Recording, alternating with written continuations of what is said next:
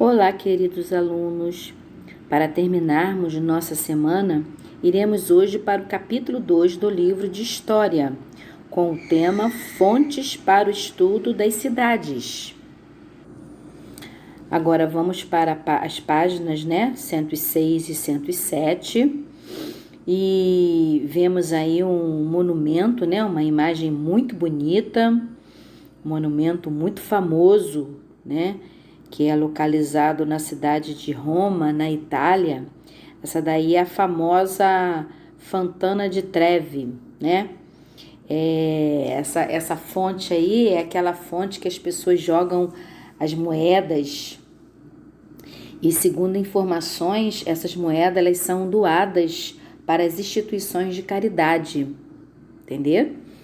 Então é uma fonte muito, muito bonita, muito conhecida, É um monumento, histórico, é um lugar que tem história, tem estudo sobre essa fonte, muito legal, Bom, indo para a próxima página, 108, nós temos aqui para início de conversa, o subtema fontes históricas. Então nós vamos ver o que faz parte, as características de umas fontes históricas, cada uma tem as suas. Então tá aqui assim, fonte histórica é qualquer tipo de objeto, livro, fala ou escrita que possa ser usado para estudo da história. Todos os povos podem produzir fontes históricas, basta que vestígios de sua cultura permaneçam para que historiadores de tempos futuros possam decifrá-los e com eles tentar entender esses povos. Para relembrar os diversos tipos de fontes históricas, faça a atividade a seguir. Então, nós temos aí, vocês vão classificar essas imagens, essas fontes escritas, visuais, orais e materiais, Então, você vai usar esse termo. É uma fonte escrita? Essa imagem é uma fonte visual? É uma fonte oral ou material, Você vai ver as imagens e você vai colocar, tá bom? Agora, indo para a página 109, nós temos aí, siga em frente. Bom, indo para a página 109, com um subtítulo, O passado nas falas e histórias orais. Entre as fontes históricas, a que mais dificulta o trabalho dos historiadores é a fonte oral.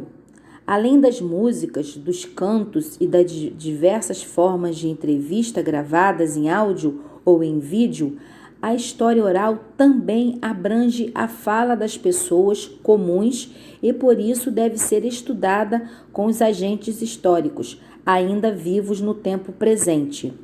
Imagine, por exemplo, que um grande evento com muitas pessoas ocorre em sua cidade e, alguns dias depois, um jornal resolve fazer uma matéria jornalística sobre o fato. A jornalista ou jornalista precisará encontrar pessoas presentes no evento para registrar suas falas em vídeo, áudio ou por escrito. Caso ninguém se preocupe em fazer isso, é possível que essas falas se percam com o tempo. A história oral tem ainda outra característica importante. Geralmente contamos essas histórias para outras pessoas que contam para outras e assim por diante. Por vezes, uma história ocorrida anos atrás ainda está muito viva na memória de certas pessoas, apesar de não ter recebido um registro escrito. Essa forma de preservação cultural era muito utilizada pelos povos nativos brasileiros. As lendas indígenas iam sendo passadas pelos anciãos aos mais novos, e a estes tinham a função de passá-las aos seus descendentes. Muitos espaços públicos urbanos atualmente não têm mais a função de local de encontro e de troca de experiências. A violência, a falta de cuidados de governantes e da população, entre outros motivos, acabaram prejudicando a imagem de certos locais, como praças e caminhos de futebol, que poderiam servir como ponto de encontro para essas pessoas. Além disso, o uso de celulares, que tanto alteraram as formas de comunicação entre as pessoas, também levanta uma questão importante para essa discussão. Várias cidades, como forma de reabilitar certos espaços públicos, passaram a disponibilizar internet grátis em praças, por exemplo. Podemos, dessa forma, revitalizar determinados espaços de acordo com as necessidades do presente.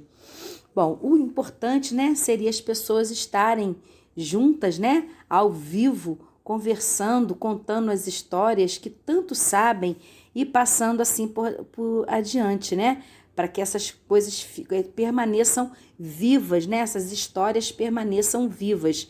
E cada povo tem a sua forma, tem a sua história, né? E a fonte oral, né, a fonte oral, que me lembra muito as épocas de vovó, quando contava as histórias, né? Os teatros. Então, são tudo coisas que são fontes históricas, né? São fontes oral que são importantes e devem permanecer. É isso? Então, a fonte histórica, que é a fonte oral, né? Uma das fontes, da característica, a fonte oral, também é muito importante, né, para a preservação da cultura daquele povo. Bom, indo para a página 110, né, nós vamos ver aí no banco da praça, né? Quem já não passou numa praça, né, e não já viu as pessoas reunidas, aqueles senhores jogando, né, e conversando. Isso são momentos muito agradáveis que as pessoas passam, né? Principalmente aquelas pessoas que estão com mais idade, que têm muita experiência, né?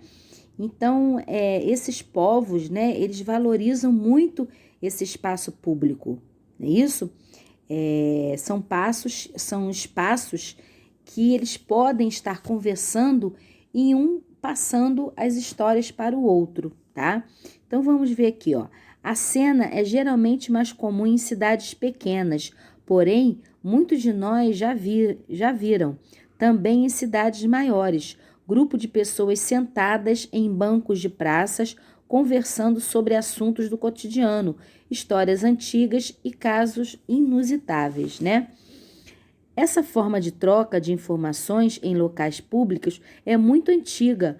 Os gregos, há mais de 3.000 anos, resolviam seus assuntos políticos referentes às cidades e às coisas públicas em praças denominadas água, onde ocorreriam feiras e eram realizadas assembleias de cidadãos para resolver questões da polis. Os romanos, assim como os gregos, também tinham locais públicos para discutir assuntos políticos. Os banhos públicos, por exemplo, eram frequentados pelos senadores romanos todos os dias. O Fórum Romano também era espaço de discussão política. As próprias casas dos senadores possuíam, além do espaço privado voltado para a família, um espaço público para discutir assuntos políticos. Olha que imagens interessantes. Muito legal saber disso, né? São informações muito ricas e importantes. Indo para a página 111, nós temos aí uma leitura, né, de documento, uma planta, né? Tô vendo aqui uma planta, olha que coisa interessante. É uma planta de uma casa romana, tá? Então vamos ler aqui, ó. Esta imagem representa a planta da casa de um senador romano na antiguidade. Nessa planta podemos observar dois pátios principais. O átrio, né? O átrio, que era o local permitido somente aos homens, principalmente para a resolução dos assuntos políticos, era uma área pública dentro da casa. Já o peristilo, né? O peristilo era o espaço feminino da construção. Que bom que tinha um espaço feminino também, né? Então, nós temos aí, ó, a numeração aqui, ó, da planta. Tem aqui o número 1 são os quartos, o número 2 é o vestíbulo, né? É um compartimento de entrada da casa, onde geralmente havia um local para homenagear os deuses da família. O 3 são quartos, novamente. O número 4 é o átrio, né? O que é o local permitido somente para homens, principalmente para a resolução dos assuntos políticos. Nós temos o tablino, né? Que é um estúdio. Nós temos o peristilo, né? Que é o local, o espaço feminino da construção. Nós temos o triclínio, que é uma sala de refeições, né? Uma sala de refeições da casa.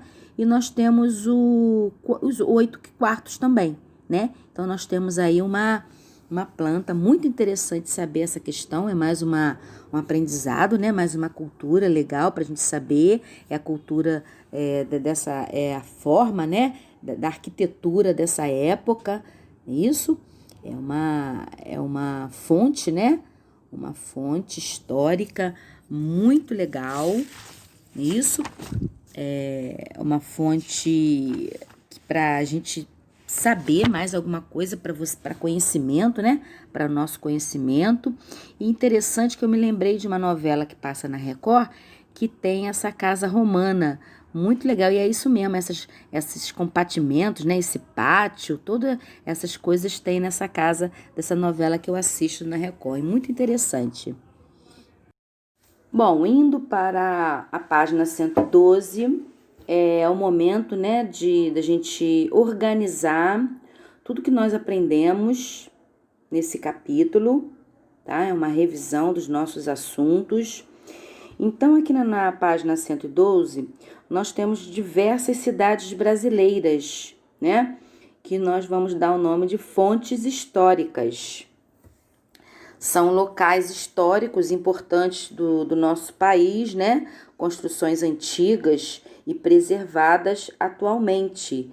A gente percebe isso com a pintura, né? Tudo muito bem pintadinho, tudo bem organizado, né? Nós temos aí o Centro Histórico, que fica em Maranhão.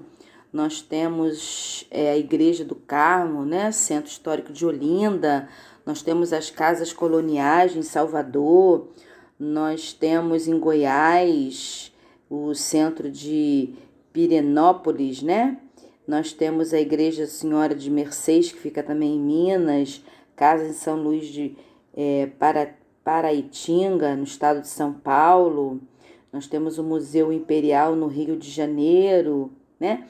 Poxa, tantas coisas, cidades muito antigas, né? Distantes, igrejas e prédios muito antigos que tinham uma relação por conta da casa da colonização europeia, né? Isso tudo veio, essas arquiteturas todas vêm da Europa, é isso? Então, muito dessas formas, todas essas vieram de lá, né? Da Europa.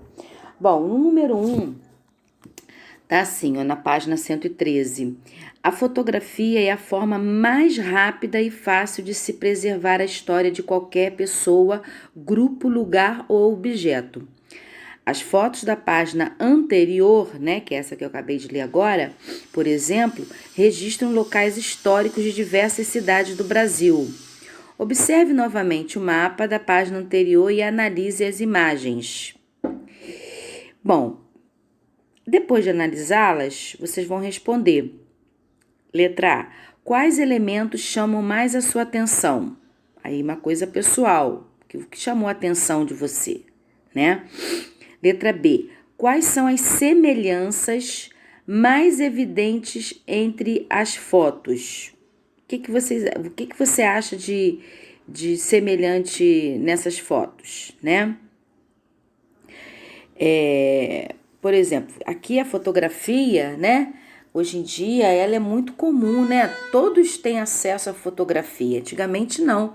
Era muito complicado para você fotografar, você tinha que revelar e muitas das vezes você até perdia, né? Porque não saía boa. Hoje a gente não sai boa, a gente deleta, né?